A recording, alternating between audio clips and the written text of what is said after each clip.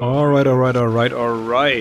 Welcome to Demon Souls Madness Challenge. It's finally time to get this done, right?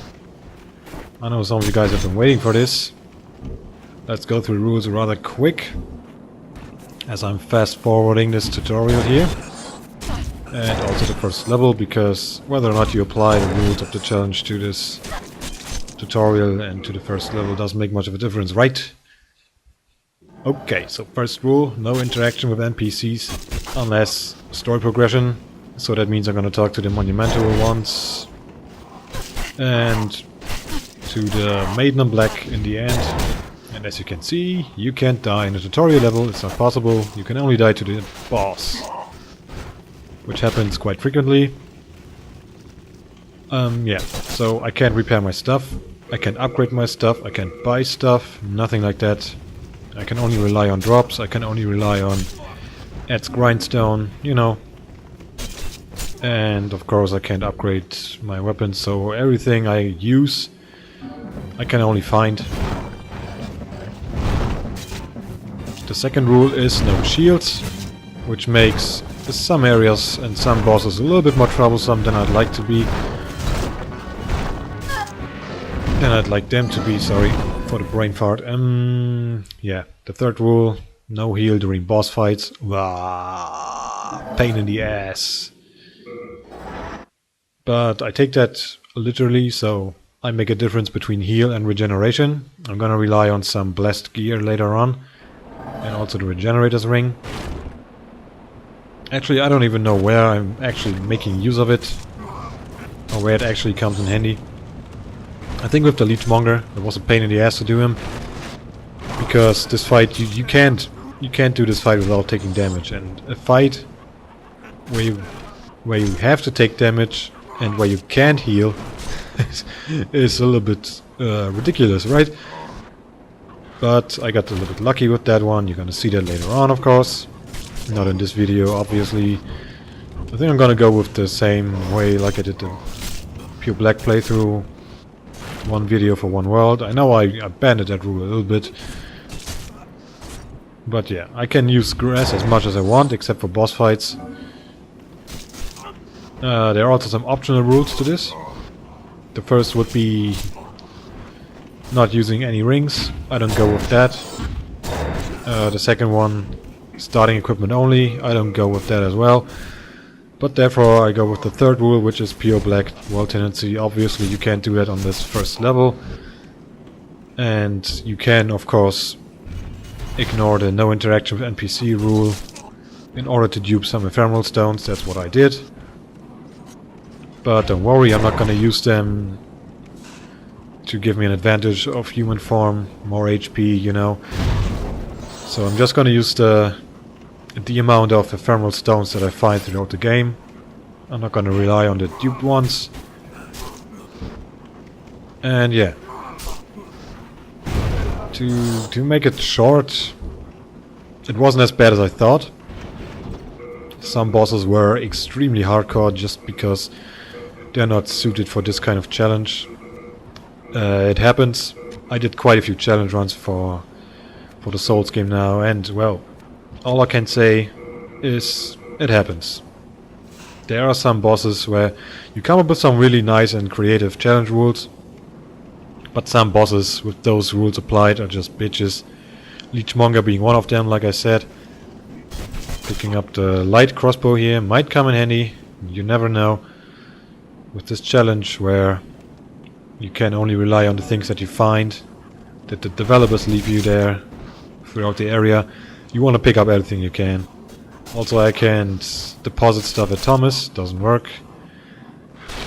You gotta judge what's actually useful and what not.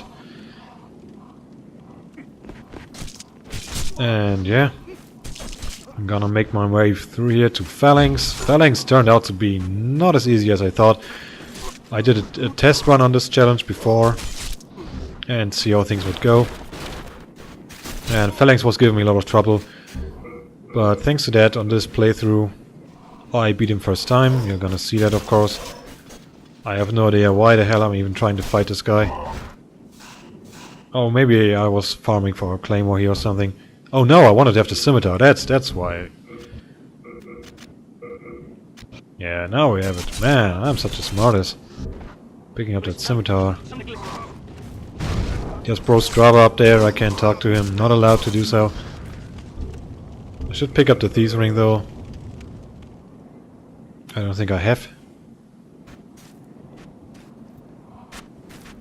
Oh yeah, like I said, some bosses, trying to get back to the topic now, some bosses are just not made for this challenge. For example, Leechmonger, like I said, you can't avoid taking damage in that fight. Well, you can, but you're gonna need a very powerful bow, which I obviously am not allowed to create. So I have to go in melee, and as soon as you set foot into that swamp, you're gonna be... I don't know, you're gonna have some leeches attached to your legs, and it's gonna deal some damage over time, which is a pain in the ass. Dirty Colossus was actually a lot more troublesome than I thought. I didn't expect him to cause me that much trouble. It took me a couple of tries to get him down. What else? What else? What else? Armor Spider's no problem at all. Flame Lurker turned out to be super easy. Wow, I didn't expect that. But I think I beat him on my 5th or 6th try. And... wow. All I can say is wow, he was so easy, and now I'm a lot better player against him. And same goes for Man-Eaters. Man-Eaters, man. I fought them for ages on this game. I mean, I've been playing this game for a long time. But Man-Eaters was always such an uncomfortable fight for me. But now, these guys are no trouble at all for me. I can read them. I can fucking read them. It's ridiculous, and I'm grateful for that. So I don't have to be afraid of them anymore. So of course I'm gonna use all the items I can. I know this fight is tough with these restrictions because you'll eventually get hit. And you can't heal the damage. And that's a problem. So basically you are allowed to take only a fixed number of hits. And yeah, that's a pain in the ass, to be honest. You can probably tell that. Of course, Turpentine and Firebombs are gonna make this a lot more enjoyable for me, and also for you, hopefully. But still. And one thing that was really funny, that I thought of during this fight, this boss turns into a test of your personality, I think. Your personality as a gamer. Because if you play it safe, if you go in for single hits and then roll away, circle him all the time, go for one hit and then run away, you're gonna be fine. You're gonna be fine for the most part. There can always be some bullshit going on, but for the most part you'll be fine if you only hit once. However, if you go for more than one hit, you're very likely to get hit yourself. So yeah, this was just a funny thought that came up my mind while I was doing this. This boss is really a test of your personality as a Souls gamer. Are you greedy? Are you greedy? Are you cocky? Just because you think you know this game, just because you think, oh, it's Phalanx, man, he's got nothing on me. He's like the boss that you literally have to kill without leveling up yourself. How the hell could he be a threat to me, right? Because you're that fleshed out Souls player, are you not? I know I am. Not trying to be cocky here, but I am. Played these games for hundreds of hours. But yeah, like I said, I did a test run on this, and Phalanx was killing my fucking ass. So yeah, you better go for single hits here, try to take them out one by one. Of course, now there are not so many left of these guys, so I can be a little bit more aggressive. I'm not so lucky to get hit anymore, and here I'm going for the boss only.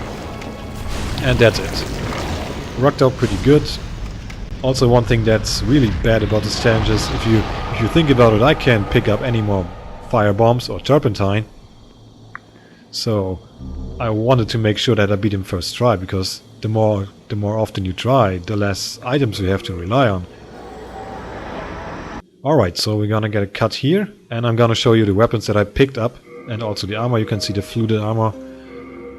I picked up all this stuff from the walls now. Mercury Rapier, gonna be helpful for the poison and critical.